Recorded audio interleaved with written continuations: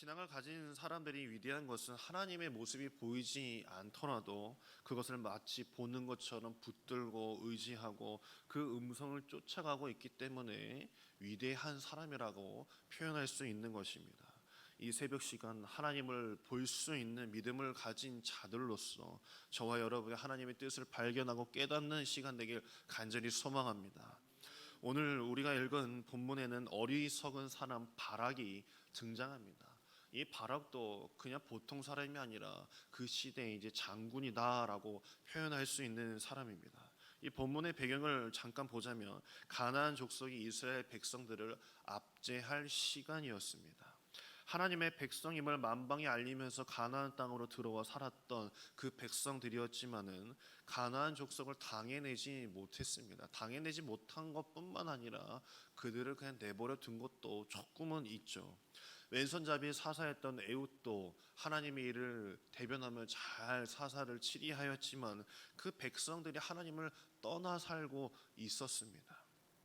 결국 하나님께서는 이스라엘 백성들을 가나안 사람들에게 파셨다라고 이렇게 표현을 합니다. 3절을 보게 되면 야빈 왕은 철 병거 900대가 있어 20년 동안 이스라엘 자손 심히 학대했으므로 이스라엘 자손이 여호와께 부르짖었더라. 가나안 왕 야빈과 그 시스라 장군에게 이스라엘 백성들을 파셔서 그들이 아주 근심하게 만드셨다라고 성경에 나오고 있습니다. 이스라엘 백성들은 일정한 패턴이 있어요. 죄를 범하고 또 하나님한테 버림을 받고 또 울부짖고 하나님께서 다시 거두시고 이런 패턴이 아주 반복적으로 나오게 되죠. 저희들 생각에는 하나님께서 그냥 노아의 방주처럼 한번 다 쓸어버리시고 다시 새로운 사람들을 만드시면 편하실 텐데 왜 그렇게 계속 똑같은 패턴으로 하실까라고 생각을 할 수 있습니다. 히브리 만화 중에 이런 만화가 있습니다. 아브라함을 대상으로 한 만화 몇 컷이 있는데 거기 내용이 이런 겁니다. 아브라함이 이제 지나가는 나그네를 노인을 이제 맞이하게 됩니다. 이스라엘 백성들은 이 나그네를 맞이하는 것을 아주 귀중하게 여기는 사람들입니다. 그래서 아브라함도 한 노인을 맞아서 그에게 대접을 하는데 그 노인이 계속 말하는 것이 나는 이 음식이 하나님이에요. 난 이 음식이 하나님이에요. 막 이런 말도 안 되는 소리를 막 하길래 아브라함이 난 당신과 이렇게 식사를 할 수 없으니까 당신은 우리 집에서 나가 주십시오라고 하면서 내쫓아버립니다. 그러면서 하나님께 기도하죠. 하나님, 이 노인이 자꾸 하나님을 모독하는데 저는 그 모습을 차마 볼 수 없어서 쫓아내 버렸습니다 라고 막 기도하자 하나님께서 이렇게 말씀하십니다. 아브라함아, 나는 말이야 그 노인을 80년이나 참았는데 너는 단 하루 그 저녁도 참지 못해서 쫓아내 버렸냐 라는 그런 만화가 있습니다. 나는 지금까지 몇천 년도 참아왔는데 너는 그 하루도 참지 못하느냐라고 이야기를 해 주시는 것이죠.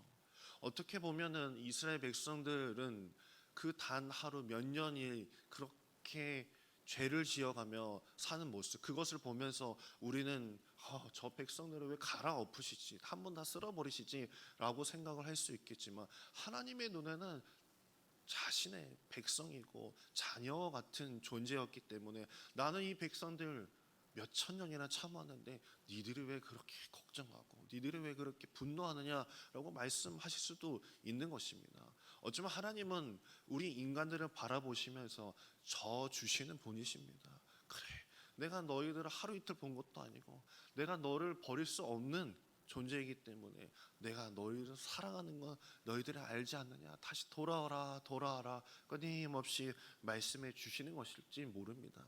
그래서 하나님께서는 이스라엘 백성들을 위해서 사사 드보라를 세웁니다. 근데 여성이었던 드보라였기 때문에 이 6절을 보게 되면 이 재판을 하였던 사람이다라고 이렇게 이야기를 하고 있죠. 5절이었죠. 재판을 받게끔 했습니다. 여성의 몸인지라 하나님께서는 그에게 동역자 하나를 붙여주셨는데 그 이름이 바락이었던 것이죠. 드보라는 그에게 하나님의 마음을 전달하게 되는데 7절에 보면 내게 이르게 하고 그를 내 손에 넘겨주리라 하셨느니라 라고 말씀해 주셨습니다. 바락에게 내가 분명히 전쟁을 치르게 되면 그 시스라 장군을 너의 손에 붙잡게 할 것이다 라고 전하게 됩니다.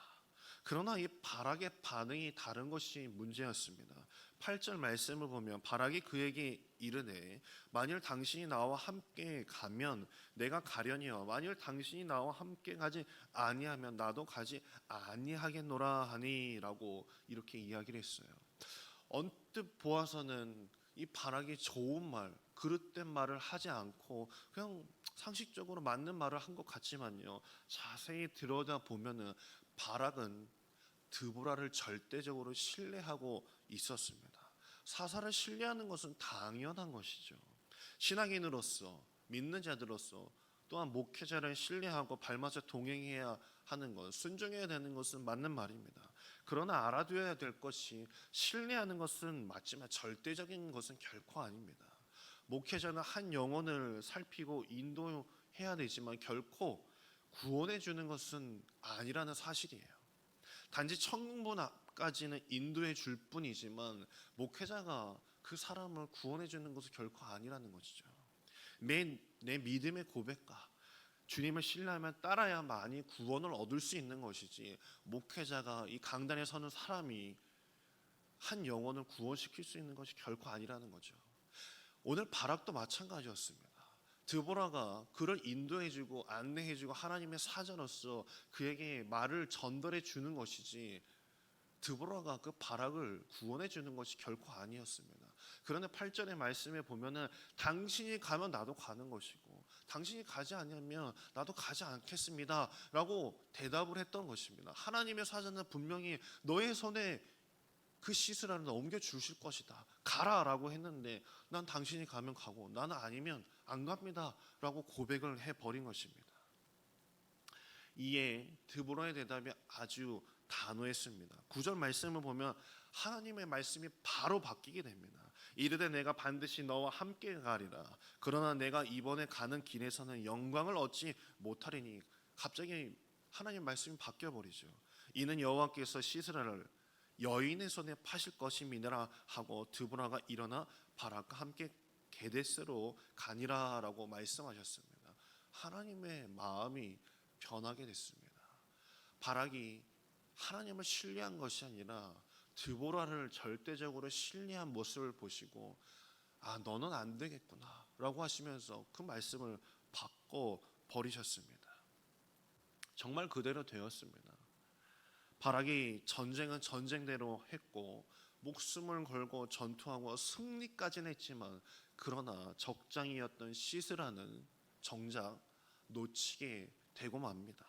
도망간 이 시스라는 도주하다가 드보라가 말한 정말 그 한 여인의 집으로 정말 이상하게 도망을 쳤어요.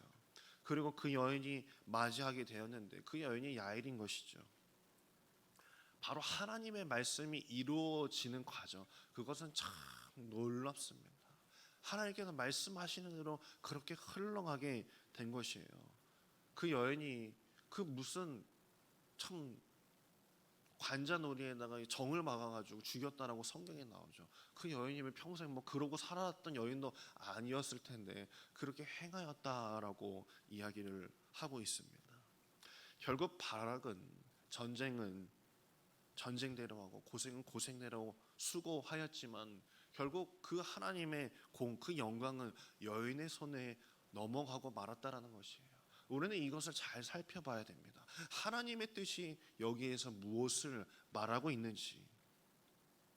야엘이라는 여인은 이전에도 이후에도요 아무데도 나오지 않는 그냥 여인입니다. 야엘은 아무리 성경 찾아봐도요 요 사사기 4장에만 나오는 여인입니다.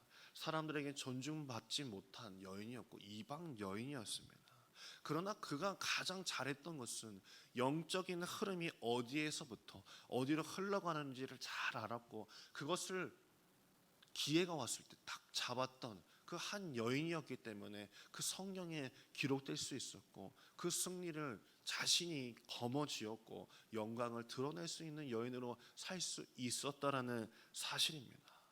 사람이 태어날 때는 어디 가문 출신이며 어떤 환경에서 자라고 어디 선상에서 출발했는지가 참 중요할 테지만 하나님을 만난 사람들은 그 인생이 달라질 줄 믿습니다.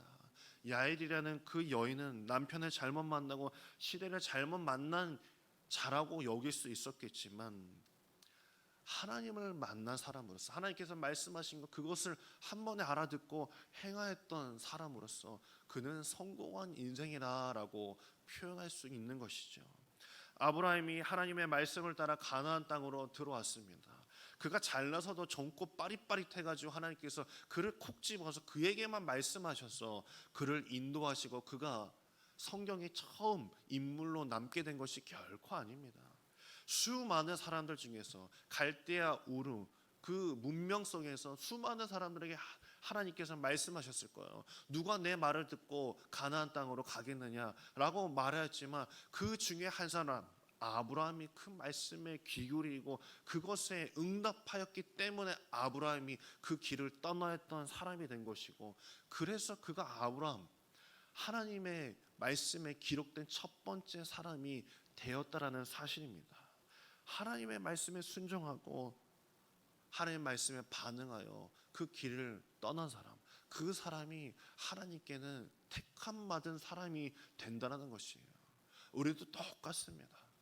수많은 사람들 중에서 오늘 이 시대에도 하나님의 말씀에 반응하여서 이 새벽 시간에 기도의 재단을 쌓는 것이고 주님 앞에 나온다는 것, 그것도 아브라함 같은 믿음이 있기 때문에 이 자리에 나온 줄 믿습니다. 저와 여러분에게도 지금도 하나님은 말씀하십니다. 들을 게 있는 자들아, 내 말을 들으라. 하나님께서는 우리에게 주신 영적인 것에 눈뜨기를 가장 원하시는 것이에요. 바락과 같이 아무리 하나님의 사자가 귀에다가 아무리 들려준다 할지라도 나는 당신이 가면 가고 나는 안 가면 안 갑니다 라고 말하는 것이 아니라, 그 야엘 여인과 같이 하나님께서 딱 한마디 들려주셨을 때 그것을 하나님의 음성이라고 확신하고 그것에 믿음을 부여하고 내가 그것을 붙잡았을 때 그때 하나님의 영광이 그의 삶 속에 드러나게 된다는 사실을 기억하시고, 오늘 이 시간 기도하였을 때 하나님의 말씀 그 한마디가 내 귓가에 들렸을 때 그것을 붙잡는 여러분 되길 간절히 소망합니다. 기도하겠습니다. 사랑하는 하나님, 주님께 드리는 이 새벽 시간 이 예배를 받아 주시옵소서. 날마다 주님의 뜻 안에서 살게 하여 주시옵소서.